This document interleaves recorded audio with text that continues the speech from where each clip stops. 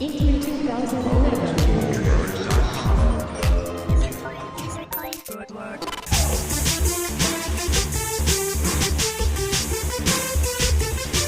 This year with FIFA 12 we're making kind of an audacious statement. We have a trinity of gameplay innovations this year which we believe revolutionise the game. We don't usually say things like revolutionise. We've been very much about evolving, iterating and making the game better. We've reached 90 Metacritic and are very happy with that, but this year to get further beyond that we've had to really change big parts of the game.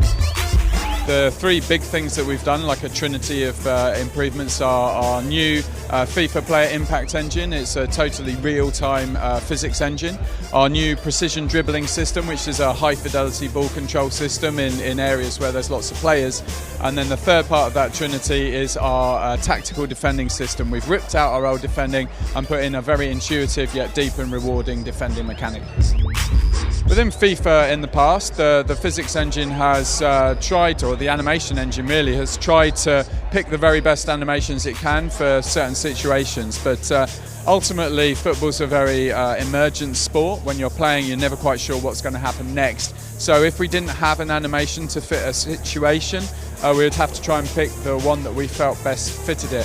Sometimes that didn't work so well. So you would have these popping, glitchy moments where players might run into each other multiple times, players' arms would come through other people, all those kinds of things. The FIFA Player Impact Engine this year solves all those problems, everything from players just bumping into each other through to being able to shield the ball effectively, through to not having arms popping out of people's chests. But I think the biggest part of it is when players are hit and hit quite hard in tackles, slide tackles or in collisions, it kind of resolves those situations with so much fluidity and believability that whether the game breaks down or not and turns to a free kick or whatever, it doesn't really matter. It just feels so real. So one of the added benefits of having a real-time physics engine is we know all the information about the players' body parts on the pitch. So I think the example we showed earlier was Torres kind of falling down onto his knee and bending his leg right back behind him, injuring his knee. And we know that because every frame of the game that's being played, we're harvesting information about the players' limbs, where they are they structurally correct, what's the torsion on the joints, how quickly is he moving, where did he get hit by, and kind of what the distortion on that player is. And so we know if a player's been injured, where it is, how badly, and that's now being surfaced out to the gamers. So if you do take a bad challenge, go down, bend your knee back, you might injure your knee. There will be a chance that you're going to have to go off the pitch depending on how badly, and that's then surfaced throughout the game depending on what game mode you're in. So should you just be playing in a kind of head-to-head match, reported in the commentary and presentation, but if you're in a deep game mode like career mode, it will be surfaced in the media to say this player's been injured. You have to make a decision about how long you want to rest him. You can bring him back from injury early. It'll be picked up on the presentation. He might be wearing a knee brace. The commentators will tell the manager's taking a bit of a risk here. So we're trying to make sure that there's this very joined up, holistic approach to the game this year, so that everything that's done in gameplay fits very neatly with everything that's being done in game mode. So dribbling for us was a very big deal this year. What we wanted to do was introduce a very engaging system with precision dribbling. So we found that in previous FIFAs, whilst the kind of movement and direction was great, what tended to happen was that the distance that you covered in a single stride was too far, and there was no real way of being able to control the ball very close to your body. So this year we put in precision dribbling. It allows a very, very close control with very high fidelity, allowing you to basically turn almost around the ball itself. It's that tight. The advantages of that are, if I'm close to you, as I am now, what I can do is I can very gently move the ball either away from you to get around you, back off, shield, move while shielding the ball, all these different things that real football players do.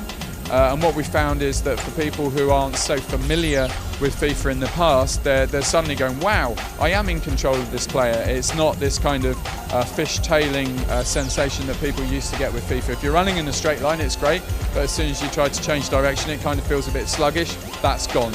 And obviously that's great for attacking play, but we did have to balance it with tactical defending. Tactical defending is the kind of third part of our trinity of gameplay innovations this year, and ultimately it's a more realistic, more accessible and very much more rewarding way of defending within our game. So FIFA has always been kind of one-sided as far as engagement's concerned. That was attacking play. With defending in previous FIFAs, you just press the X or the A button and you chase the ball down like a heat-seeking missile, and it was kind of like hands off, I'm just stood here, look at me holding my button, not having to do anything, and it's not much fun.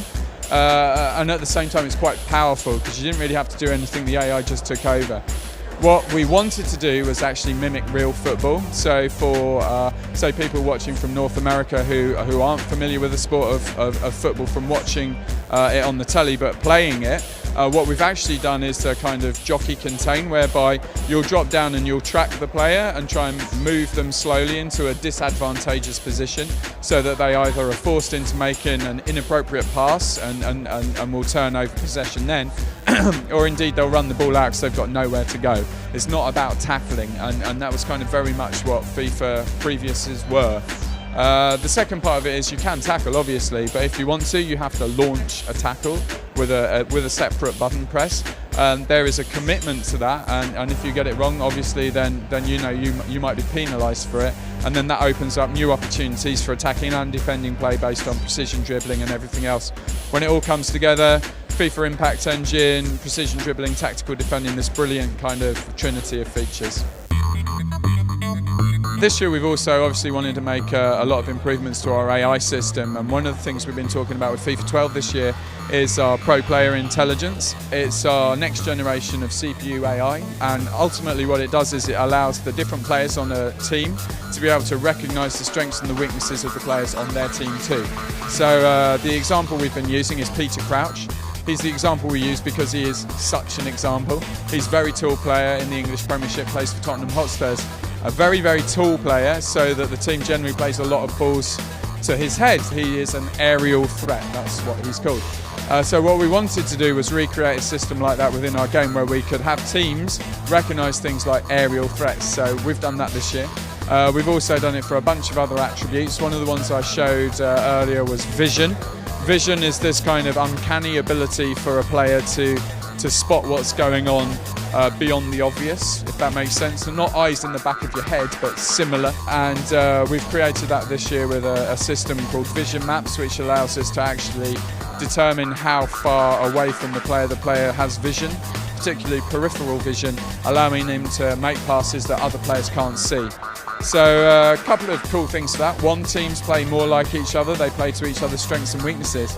But on a career mode game, say where you're playing lots and lots of fixtures week after week after week, you're actually going to see and feel the difference between playing these different squads, as well as, you know, when transfers are made, it could actually really dramatically change the dynamic of one team from before that transfer to after.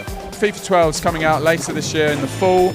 It'll be available on PlayStation 3, 360 and all the usual formats that we release it on.